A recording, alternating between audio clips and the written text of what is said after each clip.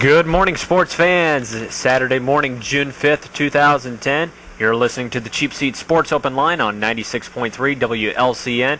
I'm Cameron Kurtz, and joined always by my good friend and colleague, Josh Komnick. And Josh, what an exciting week in sports we have seen this week. Yeah, there has been a lot of things happening. Lincoln Railer Baseball going for a sectional championship, and of course, Mr. Ken Griffey finally hanging it up after a long and one of the best careers we may ever see as far as a player, and just a lot of things going on in the world of sports. We've got a lot of things to talk about this morning, a lot of things that have been going on recently this week, and a couple of items that will be on the agenda later on today, a couple ball games that will be going on this afternoon, and of course the Belmont Stakes, a big horse race that will be this afternoon. And Josh, I don't know if you got any wagers placed yet on who your favorite horse is or anything, but before we get going here, I'd like to remind everyone that we're out here at KC Ultra Graphics today, 511 Woodlawn Road in Lincoln. And Josh, we're going to go ahead and turn to Major League Baseball now, some baseball news and a story that you brought up right away. Of course, Ken Griffey Jr., the longtime professional baseball player, you said probably one of the greatest players that we've seen in our time anyway, finally decides to call for retirement. And what's interesting about it, it comes at such an awkward moment, I guess is what you want to say. It comes right in the middle of the season, effective immediately. He didn't come in toward the playoffs last year, around September, October, saying at the end of the year I'm going to retire, or did he even say at the beginning of this year that this was going to be his final year? Here he comes in the first week of June and saying effective immediately, you know, I'm going to go ahead and trade in my cleats and my glove. Yeah, he, just reading some things that he was wanting to retire if he couldn't perform on the field, and it didn't look like he was. Maybe it's been a couple years coming now since then, but what a player. And what I want people to call in now and tell me is this the best player, all-around, five-tool player that, I didn't get to see him, and I don't remember seeing him a lot in his early career, but is this the best player, five-tool player that a lot of listeners have you seen? Is there anybody better? Because for me, it's by far, bar none, the best five-tool player. And what I mean by five-tool, he's hit for average, he hits for power, speed, he can steal bases, he can track balls in the outfield, arm, and of course with 10 gold gloves he can catch the ball in the outfield. And it's just going over some of his stats, and listeners, give us a call if this is 648-5510. He had 13 all-star appearances, 630 home runs.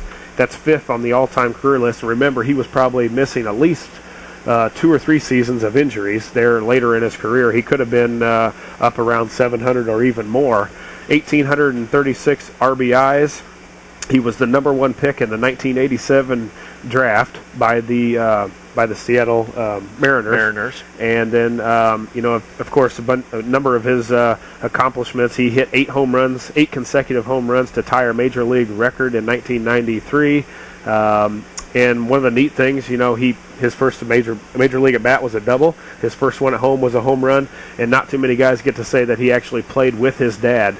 And they hit back-to-back home runs in one game for the Mariners. So as far as me, this may be the best player that we will ever see. I talk a lot about Albert Pujols maybe being the best hitter that we'll ever see. This guy might have been the best all-around athlete on the baseball field that we could ever see. Some of the catches that they've replayed to his earlier days of climbing the wall and his whole arm is on the other side robbing home runs has been something nice to watch. And in a 20-year-plus career that he had, of course, with various ball clubs, he was selected as the MVP 4 times. An impressive effort and an impressive athlete, nonetheless. Ken Griffey Jr., of course, calling for retirement. Let's talk local baseball. The Lincoln High School boys baseball team, they did, unfortunately, lose to Danville the other night in the Mountain Zion sectional, but our congratulations go out to Coach Pat Hake and the rest of the Railer baseball program for winning regionals. They were in a tough regional and overall putting together a pretty good season, so our hats off to them. Yeah, Danville was victorious over the Railers 5-3 on Wednesday night. The Railers went up 2-0 off a leadoff home run from Ryan Aper right in the first batter of the game, and things were rolling good. Justin Burge takes the Railers scoreless, holds Danville scoreless through 4 innings, and then the 5th inning really caused the Railers their season, giving up 5 runs, all 5 runs in the 5th inning.